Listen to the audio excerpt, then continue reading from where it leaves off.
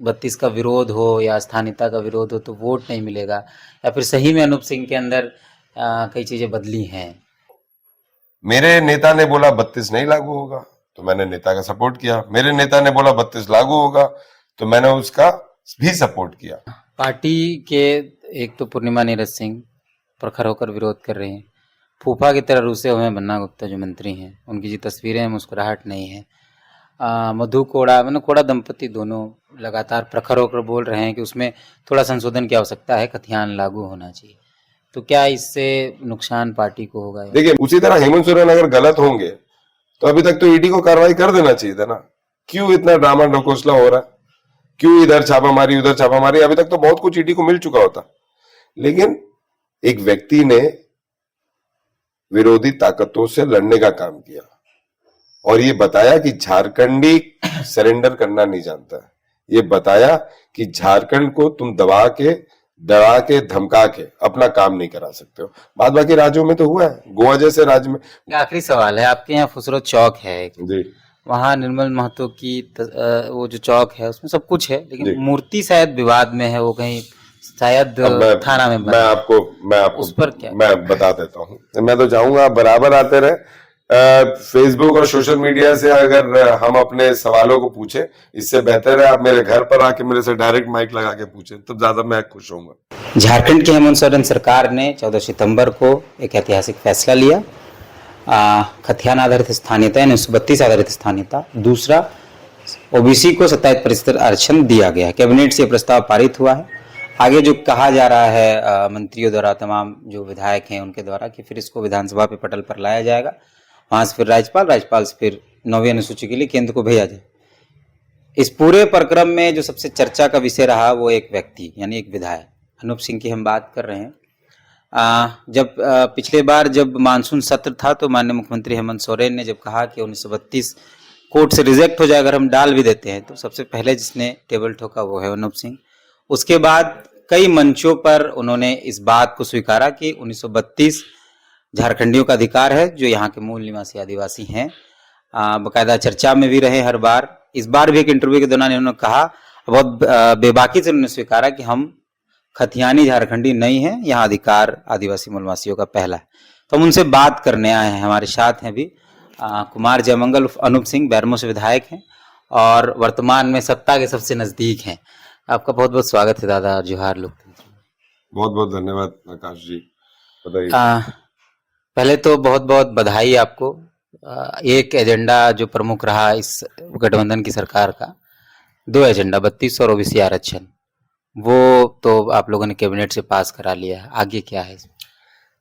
देखिए, सबसे पहले तो मैं आपको भी बधाई देता हूं कि जिस तरह से आप लोग ने अपनी बातों को सरकार के पटल पर रखने का काम किया।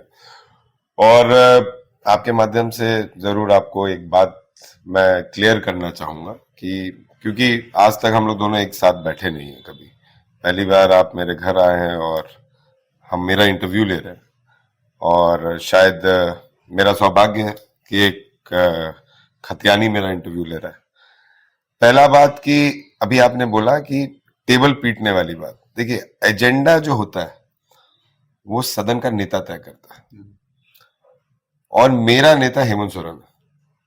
चाहे पारिवारिक रूप से मान लीजिए, चाहे व्यवहारिक रूप से मान लीजिए, या संवैधानिक रूप से मान लीजिए, तो अगर हेमंत सोरेन जी ने कुछ बोला तो वो अनूप सिंह का व्यक्तिगत राय नहीं होता है, लेकिन वो अनूप सिंह के पार्टी का और हेमंत सोरेन के द्वारा बोला गया सदन के नेता का राय होता है, जिसमें हम तमाम विधायक जो हैं वो समर्थन देते हैं।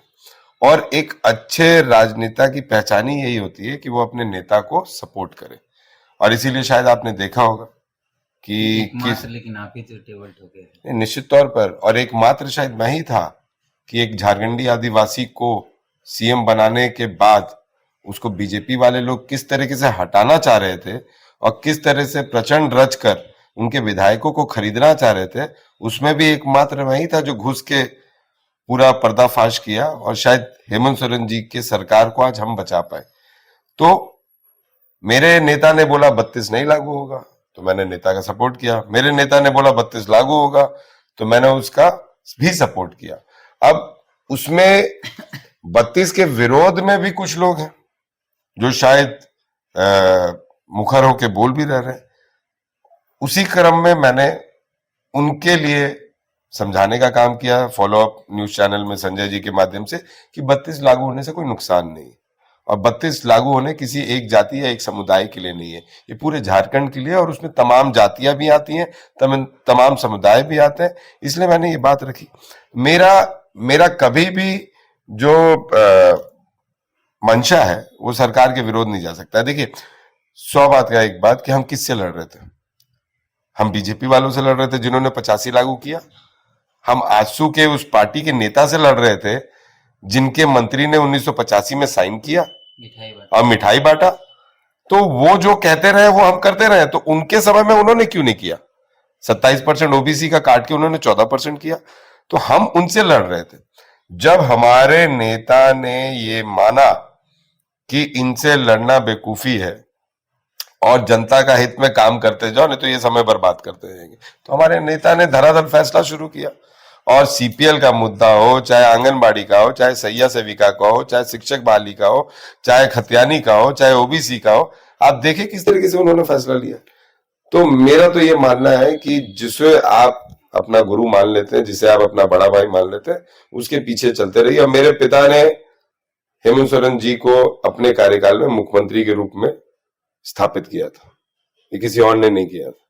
तो हेमंत सोरेन जी का प्यार मेरे पिता के लिए और मेरे पिता का प्यार उनके के लिए, और आज वही प्यार उनके द्वारा जो संस्कार दिया गया है, जब तक जीवित रहूंगा हेमंत सोरेन के साथ रहूंगा, कोई मुझे अलग नहीं कर पाएगा। लेकिन बीजेपी को धन्यवाद देना चाहिए आप लोग को। अगर खान खनन वाला मामला नहीं आता, ईडी वीडी मामला नहीं आता, तो शायद इतनी हड़बड़ी में फैसले नहीं लिए जाते हैं। देखिए बात फैसलों की नहीं है, बात यह है कि सरकार कब चीजों को परोसता है और कैसे परोसता है। अगर ईडी की बात आप करें तो ईडी अपना काम कर रही थी और किसके इशारे पे कर रही थी, अभी भी कर रही है, उससे हम घबराने वाले नहीं, क्योंकि अगर हम गलत हैं तो हम गलत हैं होंगे, हमें सजा भी मिलेगी। लेकिन जब गलत ही नहीं होंगे तो जबरदस्ती आप किसी को गलत साबित नहीं ना कर दीजिएगा। उसी तरह हेमंत सोरेन अगर गलत होंगे तो अभी तक तो ईडी को कार्रवाई कर देना चाहिए था ना। क्यों इतना ड्रामा ढकोसला हो रहा है, क्यों इधर छापामारी उधर छापामारी? अभी तक तो बहुत कुछ ईडी को मिल चुका होता। लेकिन एक व्यक्ति ने विरोधी ताकतों से लड़ने का काम किया और ये बताया कि झारखंडी सरेंडर करना नहीं जानता है। ये बताया कि झारखंड को तुम दबा के डरा के धमका के अपना काम नहीं करा सकते हो। बाद बाकी राज्यों में तो हुआ है, गोवा जैसे राज्य में, गोवा भी एक आप मान लीजिए तो ट्राइबल ही स्टेट है, वहां पे भी आदिवासी हैं, वहां पे भी लोकल्स हैं, वहां पे तो डरा के बीजेपी ने अपना काम कर लिया। लेकिन हेमंत सोरेन नहीं डरे। रह गई बात कि हेमंत सोरेन ने फैसला तुरंत क्यों लिया? क्योंकि इसलिए लिया क्योंकि हेमंत सोरेन को ये विश्वास था कि कहीं ना कहीं बीजेपी जो है प्रचंड करके चीजों को खराब कर सकती है, हमारे यहाँ राष्ट्रपति शासन लगाने का काम कर सकती है, या फिर विधायकों को डरा धमका के खरीद फरोख्त कर सकती है। तो हेमंत सोरेन जी ने जो जनता के वादे किए थे उसे अपने कार्यकाल में पूरा करने का काम किया। पार्टी के एक तो पूर्णिमा नीरज सिंह प्रखर होकर विरोध कर रहे हैं, फूफा की तरह रूसे हुए हैं बन्ना गुप्ता जो मंत्री हैं, उनकी जो तस्वीरें हैं मुस्कुराहट नहीं है। मधु कोड़ा कोड़ा दंपति दोनों लगातार प्रखर होकर बोल रहे हैं कि उसमें थोड़ा संशोधन की आवश्यकता है, खतियान लागू होना चाहिए। तो क्या इससे नुकसान पार्टी को होगा? देखिए मैंने मधु कोड़ा जी का भी बयान सुना है और आप ही के द्वारा इंटरव्यू लिया गया। सबसे पहले मैं मधु कोड़ा जी के बारे में तो कुछ बोल नहीं सकता हूँ, सीनियर मोस्ट हैं और इतने बड़े नेता हैं, मुख्यमंत्री रह चुके हैं, और शायद मतलब पूरा कौलान में एक उनकी जो छवि है वो सभी लोग रिस्पेक्ट करते हैं। मेरा ये मानना है कि हम फर्स्ट सर्वे की बात करें, लास्ट सर्वे की बात ना करें। मैं तो बोला अगर लास्ट सर्वे की बात अगर आप करेंगे तो आज ओबीसी को 27% आप लोग ने आरक्षण दिया, स्वर्ण को देना पड़ जाएगा 50% आरक्षण। हम फर्स्ट सर्वे की बात करें ना कि आखिर फर्स्ट सर्वे ऑफ इंडिया के मुताबिक, आजाद इंडिया के मुताबिक, जो आजाद नहीं था उस टाइम, तो फर्स्ट सर्वे ऑफ 1932 की हम बात कर रहे हैं, तो उस समय जो परिस्थितियां थी उसके हिसाब से भारत का संविधान भी बना, उसके हिसाब से लोगों का दिनचर्या का रहन सहन, नीतियां बनी, किसको आगे लाया जाए, कौन जाति पिछड़ा है, ये सब उसी आधार पर बना। अब हम बात करें कि आप 2005 में लातेहार में सर्वे हुआ उसके आधार पर कर दीजिए या किसी आधार पर कर दीजिए, तो फिर रिजर्वेशन भी उसी के आधार पर करिए। फिर रिजर्वेशन भी स्वर्ण को 50% दीजिए आज के डेट में। आज तो देखिए स्वर्ण का भी कहीं नहीं है। आज जो विरोधी हैं या फिर आप ही के चैनल में मुझे कुछ चाहने वाले भी हैं और कुछ नहीं चाहने वाले भी हैं, उन लोग बोलते हैं कि अब 32 लागू हो गया, अब तुम बिहार चले जाओ। तो मैं तो झारखंड में पैदा हुआ और मैं झारखंडी हूं, लेकिन मैं खतियानी झारखंडी नहीं हूं, ये मैं बोलता हूं। लेकिन मेरा अधिकार झारखंड से कोई छीन नहीं सकता और किसी का अधिकार कोई नहीं छीन सकता। जिसका अधिकार मिलना होता है वो मिलता है। और शायद इसीलिए 1932 के आधार पर जो खतियानी झारखंडी है, जो मूलवासी हैं, जो आदिवासी हैं या फिर जो तमाम अलग जाति जो यहाँ रहते हैं, उनको अधिकार देने का काम किया गया। तो मधु कोड़ा जी को ये समझना चाहिए कि हम फर्स्ट सर्वे की बात कर रहे हैं, उसमें थोड़ा उनको समझना चाहिए कि फर्स्ट सर्वे के आधार पर निर्णय लिया जा रहा है। कहना है ग्राम सभा की शक्तियों को और मजबूत किया जाए, क्योंकि पदाधिकारी लोग सुनते ही नहीं ग्राम सभा को। देखिए, ग्राम सभा में ये मेरा भी मानना है कि ग्राम सभा की ताकत को मजबूत करना चाहिए, क्योंकि संविधान चाहे वो पंचायत का हो, चाहे वो विधायक का हो, चाहे वो लोकसभा का हो, संविधान संविधान होता है और जो आपको विधायक पालिका होती है वो सबसे बड़ी होती है। तो चयन के माध्यम से अगर ग्राम सभा भी आ रहा है, प्रमुख, पंचायत समिति, वार्ड, ये सब, तो अधिकारियों को उनका सुनना चाहिए जो सुनते नहीं है। वीडियो आज के डेट में अपने आप को प्रमुख से ऊपर मानता है, सीओ आज के डेट में अपने आप को मुखिया से ऊपर मानता है, बल्कि वीडियो और सीओ जो है वो मुखिया के इक्विवेलेंट है और प्रमुख के पीए हो गए। हाँ, प्रमुख के पीए हो गए। और आज की डेट में आप किसी भी जिला में चले जाइए, मेरी विधानसभा का बात बता रहा हूं आपको, मेरे पास कंप्लेन आया है कि जब प्रमुख ये सब जाते हैं तो वीडियो ये सब खड़े नहीं होते हैं और उल्टा प्रमुख को बोला जाता है कि भैया जब वीडियो से आप लोग आए तो आप लोग खड़े हो जाइए। तो ये कहीं ना कहीं जो है ये दुर्भाग्यपूर्ण है। और अगर ऐसा होता है तो निश्चित तौर पर मैं आपको व्यक्तिगत रूप से बोल रहा हूं कि कहीं पे भी अगर आपको प्रेस के माध्यम से मिलता है उसकी जानकारी हमें दे, हम सरकार को बताएंगे या फिर मैं खुद उनसे बात करूंगा। क्योंकि देखिए, निश्चित तौर पर संविधान की आलोचना और संविधान का तोड़ना ये मेरे जैसे व्यक्ति को बर्दाश्त नहीं। ये तो मधु कोड़ा जी की बात होगी। पूर्णिमा नीरज सिंह, पूर्णिमा जी बोल रही होना ही नहीं। देखिए, पूर्णिमा जी का विरोध करना वो उनका अपना व्यक्तिगत राय हो सकता है, लेकिन पूर्णिमा जी कांग्रेस पार्टी से आती है और कांग्रेस पार्टी का ये निर्णय हुआ है। हाँ, बकायदा प्रदेश अध्यक्ष ने खुशियां मनाई है, मिठाइयां बांटी है और ढोल नगाड़ों के साथ कांग्रेस भवन में उसका स्वागत किया गया है। और ये भी नहीं, बल्कि यहां तक कि जो आपके हमारे प्रभारी अविनाश पांडे जी ने, उन्होंने भी इसका किया। तो मैं समझता हूं कि अगर किसी पार्टी से हम आ रहे हैं तो उस पार्टी के द्वारा निर्णय जो लिया जा रहा है उसका हमें सम्मान करना चाहिए।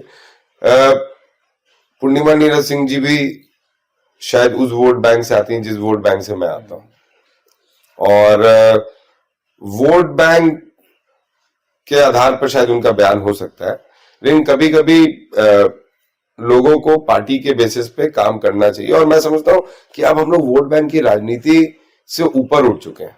मैंने आपको बोला ना कि मेरे विधानसभा में जातिता के नाम पर राजेंद्र बाबू को कभी वोट नहीं मिला। राजेंद्र बाबू को हर वर्ग ने वोट दिया और वही शायद मेरे साथ हुआ।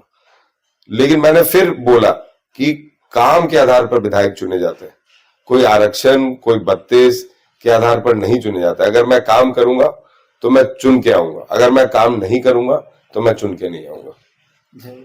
व्यक्तिगत तौर पर मुझे आपका बड़ा विरोधी माना जाता है, लेकिन पिछले कई दिनों से जब मैं खुद नोटिस कर रहा हूं तो बहुत चीजें परिवर्तित हुई हैं आप में। भाषा की शैली हो, शब्दों का चयन हो, आज के इंटरव्यू में, इससे पहले भी जितने इंटरव्यूज देखें तो ये मतलब ऐसा लगता है कि 32 का विरोध हो या स्थानीयता का विरोध हो तो वोट नहीं मिलेगा, या फिर सही में अनूप सिंह के अंदर कई चीजें बदली हैं। देखिए, बात सब चेंज तो अब जो है वो पिछली बार से देखिए, बात वो नहीं है। बात ये है कि जब तक एक व्यक्ति किसी से मिलता नहीं है तब तक वो व्यक्ति दूसरे के लिए गलत भावना या सही भावना का आकलन अपने हिसाब से करता है। और मैंने फिर बोला कि कम्युनिकेशन जो होता है या फिर जो मेल मिलाप होता है, ये दूरी को कम करता है।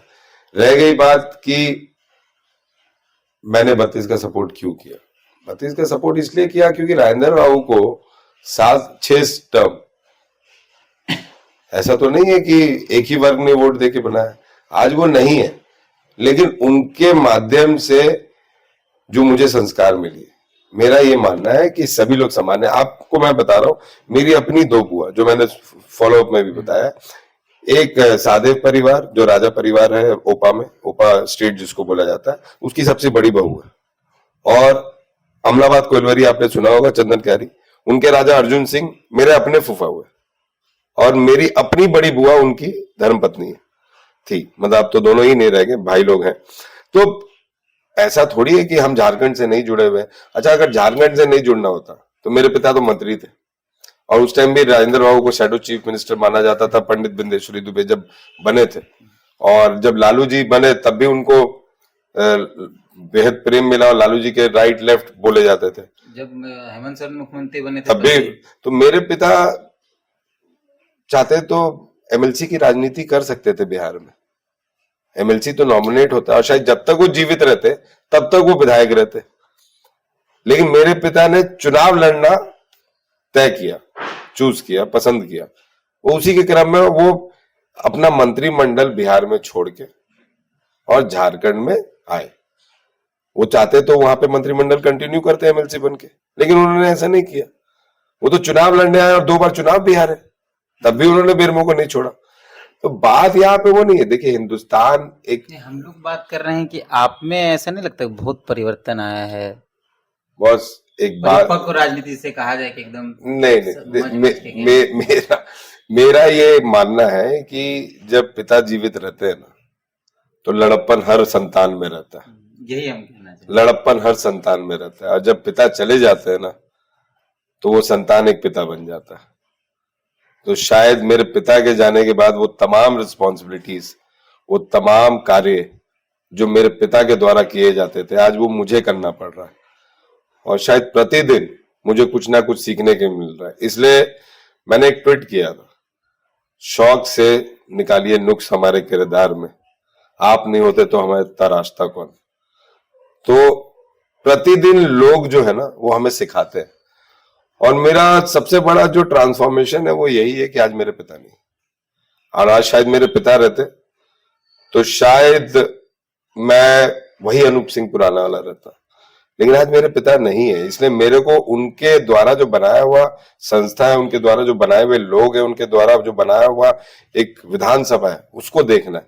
और इसीलिए शायद मैं काम करता हूँ, दिन रात सुबह शाम काम करता हूँ, और शायद इसलिए करता हूँ क्योंकि मैंने पहले भी बोला कि मैं जीत के आया हूं अपने पिता के नाम पर, लेकिन उनको सच्ची श्रद्धांजलि तभी दे पाऊंगा जब अपने नाम से जीत कर आऊंगा। और अगर अपने नाम से जीतना है तो मुझे राजेंद्र बाबू का 10% भी गुण तो अपनाना होगा, और शायद उसी गुण के आधार पर मैं आगे बढ़ रहा हूं। कब तक सब कुछ लागू हो जाएगा, क्या लगता है? देखिए, मैं साफ कहता हूं कि अभी तो आप भी कॉन्स्टिट्यूशन जानते हैं, आप भी संविधान जानते हैं, हमने तो कर दिया। आज सरना धर्म कोड सभी का मंशा था, तो मुझे लोगों ने सरना धर्म कोड पास होने के टाइम में भी ताली पीटते हुए देखा है, और मैंने जोहार झारखंड का नारा भी विधानसभा में लगाया। अपने चुनाव प्रचार में जब मंचों पर जाते थे तो संथाली में संबोधन शुरू करते थे। जी। मैं हेमंत दास से कभी कभी सीखता हूँ संथाली, तो बहुत कुछ उनके साथ रहने से मिलता है मुझे। और विधानसभा में भी क्या है कि संथाली लोग भी है हमारे पास, कोल्हान के भी लोग हैं हमारे पास, तो उनके पास भी जाने से बहुत कुछ मेरे को उनकी परंपरा, उनकी सभ्यता, मैं कोशिश करता हूं मैं रहूं। जिस तरीके से उन लोग का जोहार स्वीकार होता है, और जिस तरीके से कोल्हान वाले लोग आपस में अपना पर्व मनाते हैं, लेकिन कहीं ना कहीं हेमंत सोरेन तो अपनी काम को ट्रैक पर करने का काम कर रही है। विधानसभा में हम पटल पर लाएंगे। विशेष सत्र होगा या? देखिए, हम तो चाहते हैं विशेष सत्र, लेकिन गवर्नर बुलाएंगे कि नहीं बुलाएंगे, क्योंकि बीजेपी को तो हंगामा करने का मुद्दा चाहिए। लेकिन अगर विशेष सत्र नहीं भी होता है तो उसमें क्या है कि कुछ ही दिन बचा है, हमारे पास शीतकालीन सत्र आ जाएगा और उसमें पास होगा, निश्चित तौर पर पास होगा, क्योंकि संख्या बल हमारे पास है, कोई इसको रोकने जा रहा नहीं है। लेकिन पूर्णिमा जी तो अब वो व्यक्तिगत राय पूर्णिमा जी का हो सकता है, हमारे पार्टी का राय तो ये नहीं है, हमारे पार्टी का राय है।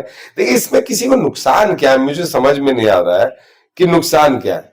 एक व्यक्ति हिंदुस्तान में पैदा लिया है, जब तक जीना है तब तक हिंदुस्तानी बनकर जीना है।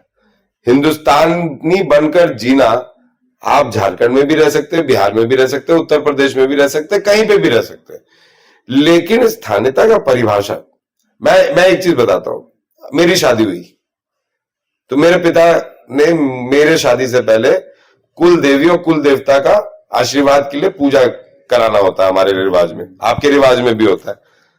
तो मैंने यहां पूजा किया कि मैं अपने गांव गया पूजा करने के लिए, जिस गांव का मैं हूं वही गांव है ना मेरा। हाँ, ये है कि लोगों को डर लग रहा है रोजगार से, रोजगार का इफेक्ट नहीं हो रहा है। तृतीय वर्ग और चतुर्थीय वर्ग, ये दो जगह है जहां पे खतियानी के आधार पर या स्थानीयता के आधार पर उन लोगों को प्रेफरेंस मिलेगा, पूरा नहीं मिलेगा, क्योंकि उसमें भी एक कैटेगरी है, उसमें भी एक परसेंटेज फिक्स होता है।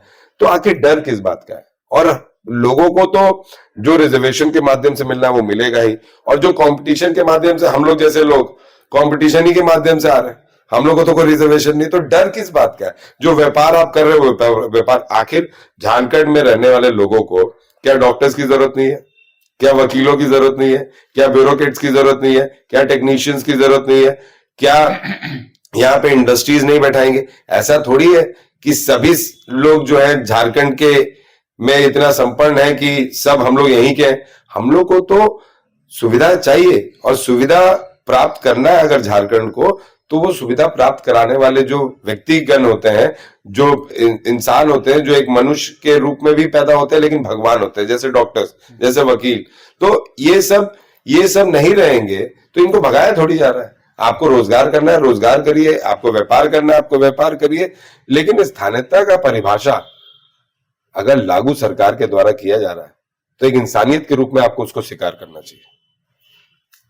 क्षेत्र में स्वागत का कुछ लोगों ने, मैं क्षेत्र गया, लोगों ने मुझे बधाई दी, गुलदस्ता दिया, सब लोग बार बार फोन करके बधाई दे रहे हैं, तो चल रहा है। और देखिए मैं पर्सनली सोशल मीडिया पे बहुत चौकन्ना रहता हूं, ताकि आमतौर पर लोग बोलते हैं कि नेता लोग खुद ट्वीट नहीं करते या फिर नेता लोग खुद फेसबुक हैंडल नहीं करते, लेकिन मैं हर एक ट्वीट और एक जो कमेंट्स आते हैं उनको देखता हूं। तो जो मेरे, जैसे आपने एक मेरा पक्ष डाला था फॉलोअप वाला, तो उसमें बहुत एडवर्स कमेंट आए, बहुत अच्छे कमेंट्स भी आए। तो जो अच्छे कमेंट्स आए उनके प्रोफाइल में आप जाके चेक करिए, तो वो आपको कहीं ना कहीं जो है पढ़े लिखे लोग मिलेंगे। जो अच्छे कमेंट्स देने आए उनमें आप जाके चेक करिए, तो कहीं ना कहीं जो एक पॉलिटिकल प्रोफाइल के अलावा जो लोग होते हैं उनका कमेंट मिलेगा। हम लोग भी जब वो इंटरव्यू आपका देखे, हम लोग कई साथी मिलकर देख रहे थे, तो हम लोग सब लोग शॉक्ड थे, मतलब कहीं जगह नहीं था कि आपका विरोध किया जाए कि ये बात गलत बोल दी है, ये बात गलत। अब आप उसमें एडवर्स कमेंट भी देखिए, एडवर्स कमेंट देखने जाइएगा तो जो व्यक्ति कमेंट कर रहा है वो भारतीय जनता पार्टी का है, जो व्यक्ति कमेंट कर रहा है वो आजसू पार्टी का है, तो वो सब चीजें दिखाई दे रही है। अच्छा, मेरे को बोल रहा है 24 में बेरमो दिखा देंगे, तो भैया आप खुद रह रहे हैं, एक व्यक्ति ने कमेंट किया कि 24 में बेरमो दिखा देंगे, और वो व्यक्ति खुद आज के डेट में सऊदीया में बैठा हुआ है। एक मुस्लिम व्यक्ति थे, वो बोल रहे हैं कि सऊदीया में बैठा हुआ है। जब मैंने उनका प्रोफाइल देखा तो वो जामताड़ा से आते हैं।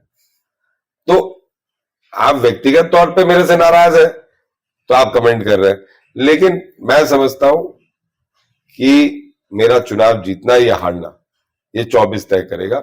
और लोगों के द्वारा जो मुझे आकलन के रूप में देख रहे हैं, या लोगों के द्वारा जो मुझे एक स्टडी के रूप में ले रहे हैं कि राजेंद्र बाबू के बाद ये आ तो गए, लेकिन उसके बाद क्या, तो वो मेरा काम बताएगा।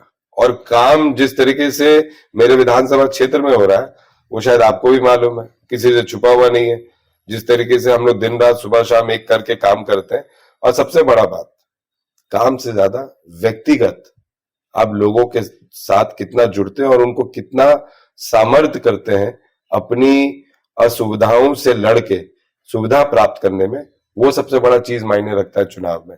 और जिस तरीके से हम लोग, चाहे इलाज हो, चाहे व्यक्ति का दुख हो या सुख हो, हम लोग खड़े रहते हैं। आज भी प्रतिदिन मेरे ऑफिस में अगर आप जाइए तो डेली कम से कम अनाजों का बंटना सिलसिला आज तक रुका नहीं, चाहे वो कोई भी प्रखंड का ऑफिस हो, डेली का अनाज बंटता है गरीबों में, क्योंकि आप उसके सुख दुख में शामिल होते हैं। और वो जो व्यक्तिगत वोट होता है ना, वो व्यक्तिगत वोट शायद सोशल मीडिया पे नहीं दिखाई देता।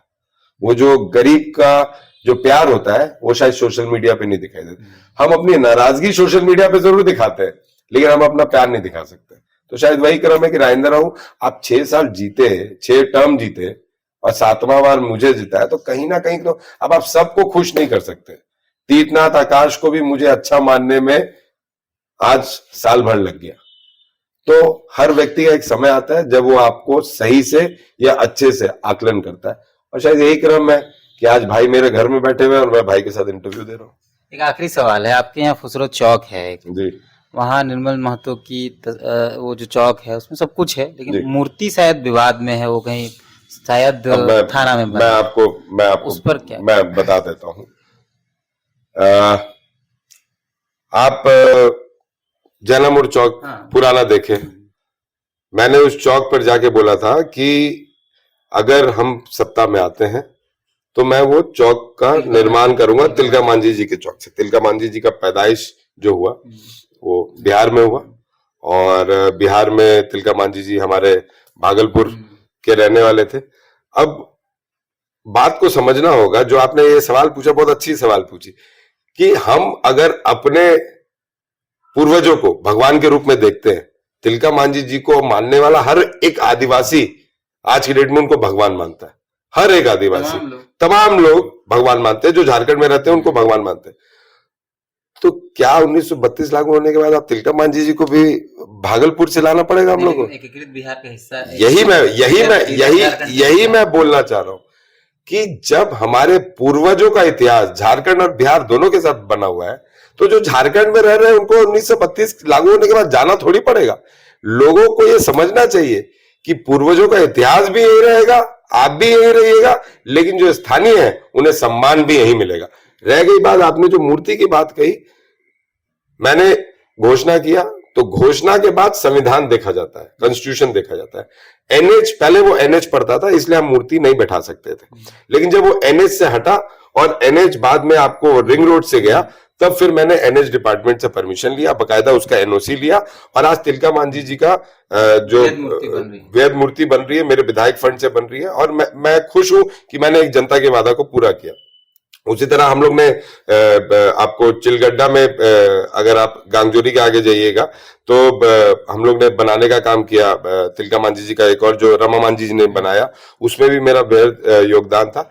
लेकिन बात शहीद निर्मल महतो जी की हम कर रहे हैं, मैं क्या, पूरा झारखंड उनका सम्मान करता है, और वो चौक जो है ना, वो स्टेट हाईवे, और स्टेट हाईवे पे हम लोग किसी तरह का निर्माण नहीं कर सकते। आप देखे होंगे उसके अगर आगे जाएंगे तो आपको अमलो कांटा मिलेगा फ्लाईओवर पार करके, तो वहां पे दीनदयाल उपाध्याय जी का चौक बना हुआ है। तो दीनदयाल उपाध्याय जी का जो चौक है वो सीसीएल वाले रोड पर है, सीसीएल वाले रोड पर है, अंदर की तरफ है, वो मेन स्टेट हाईवे पे नहीं है। तो इसीलिए जो है मेरे को लगता है कहीं ना कहीं प्रविधान वैसा नहीं है, इसलिए वो काम नहीं हो पा रहा है। सिर्फ मूर्ति नहीं है, नाम है, चबूतरा बना है, तस्वीरें लगती हैं, माल्यार्पण किया है, बस वो मूर्ति का ही लगता है विवाद है।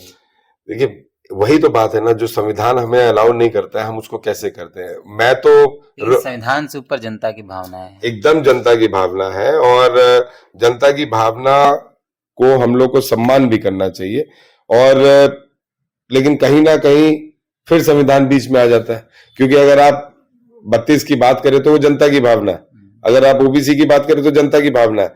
तो जनता की भावनाओं को मोदी जी को भी देखना चाहिए, गवर्नर साहब को भी देखना चाहिए, और साथ ही साथ बीजेपी वालों को भी देखना चाहिए। और जिस दिन पटल पर आएगा उस दिन 32 में कौन कौन विधायक खड़ा होगा, ओबीसी में कौन कौन खड़ा होगा, ये भी भावना के हिसाब से देखना चाहिए। पता चला बीजेपी ने बोल दिया कि 32 का सपोर्ट नहीं करना, सब बीजेपी वाले वॉकआउट कर जाए, तो कहीं ना कहीं संविधान उनको अलाउ कर रहा है कि वो वॉकआउट करेंगे, कहीं ना कहीं संविधान उनको अलाउ कर रहा है कि आप गवर्नर के पास से ऊपर मत भेजिए, हम पास नहीं होने देंगे, जैसे सरना धर्म कोड नहीं लागू होने दिया उन्होंने, उसी तरह। लेकिन मेरा व्यक्तिगत ये मानना है कि निर्मल महतो जी एक मतलब झारखंड के लिए एक महान पुरुष, एक महान योद्धा और एक क्रांतिकारी आंदोलनकारी रहे, और उनके के लिए, उनके सम्मान के लिए अगर मुझे कुछ भी करना पड़े तो आप बताइए, हम वहां नहीं कर सकते। लेकिन अगर और विनोद महतो जी का जो प्रतिमा था, मेरे को लगता है कि संतोष महतो जी के द्वारा वो किया गया था, निर्मल महतो जी वाला जो चौक था, मतलब उतनी जानकारी है नहीं, लेकिन हमको जो देखते आप उस समय मेरे को लगता है 12-13 साल के पढ़ाई कर रहे थे, लेकिन वो जो विवाद हुआ था वो हमको याद है। तो वो क्या है कि वो एक्चुअली एनएच है, तो एनएच में हो नहीं सकता। लेकिन अगर कहीं और बोलेंगे वो, आज आप मैंने खुद घुटियाटार कॉलोनी में निर्मल महतो जी का जो है, हमारे मदन जी हैं, मदन महतो जी जेएमएम के, तो उन्होंने मुझे एक बोला कि स्वर्गीय विनोद महतो जी का प्रतिमा हम लोग को बनाना, चौक बनाना, तो घुटियाटार पे मैंने खुद अपना पैसा दिया बनाने के लिए। तो ऐसा नहीं है, अगर विनोद महतो जी का उन लोग बात निर्मल महतो जी का अगर बात रखेंगे तो मैं निश्चित तौर पर बनाने का काम करूंगा। और रह गई बात की भावना अंदर से आती है। आज आप सोच लीजिए कि कई लोग एक्चुअली हम लोग से पूछते हैं कि भैया देखिए यहाँ सब कुछ है, मूर्तियां नहीं है। नहीं, ये तो है, लेकिन आप तो पत्रकार हैं, आप कुछ भी सवाल पूछने से पहले संविधान की जानकारी जरूर रखते होंगे। लेकिन भावनाएं ज्यादा बड़ी नहीं है, भावना बड़ी है, लेकिन क्या करें, हिंदुस्तान संविधान से चलता है। लेकिन हिंदुस्तान में जनता ही सर्वोपरि है, एकदम सर्वोपरि है, एकदम सर्वोपरि है। लेकिन हम सरकार का विरोध कर सकते हैं, लेकिन भीमराव अम्बेडकर जी का विरोध नहीं कर सकते। बाबा भीमराव अम्बेडकर जी ने संविधान बनाया है, और वो संविधान जो है वो सभी को मालूम। प्रयास कर लीजिएगा, अगर हो निश्चित तौर पर प्रयास करेंगे। आप बोलिएगा तो आप बताइए कहाँ चिट्ठी लिखना है, आप बोलिएगा कि कहीं चलना है, कहीं अपनी बातों को आंदोलन के साथ भी रखना है, तो हम उसमें भी बोल दीजिएगा, वो बड़ी बात है। आप लोग नहीं, हम लोग निश्चित तौर पर रखेंगे। देखिए, किसी का हम लोग विरोध नहीं करते हैं, और शायद यही कारण है कि आज बेरमो में कभी भी दंगा फसाद नहीं हुआ है। आज यही कारण है कि बेरमो आज एक शांत वातावरण में रहता है, और बेरमो में हर जाति रहती है, लेकिन सब एक साथ मिलकर रहते हैं, प्यार से रहते हैं।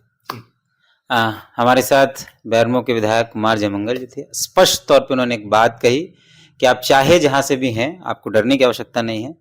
झारखंड में आपको भी जो अधिकार है वो मिलेगा, लेकिन सबसे पहले अधिकार यहाँ के खतियानियों का है। आपको बहुत बहुत धन्यवाद, आपने समय दिया और हमसे बात किया। मैं तो चाहूंगा आप बराबर आते रहे। फेसबुक और सोशल मीडिया से अगर हम अपने सवालों को पूछे, इससे बेहतर है आप मेरे घर पर आके मेरे से डायरेक्ट माइक लगा के पूछें, तो ज्यादा मैं खुश होऊंगा।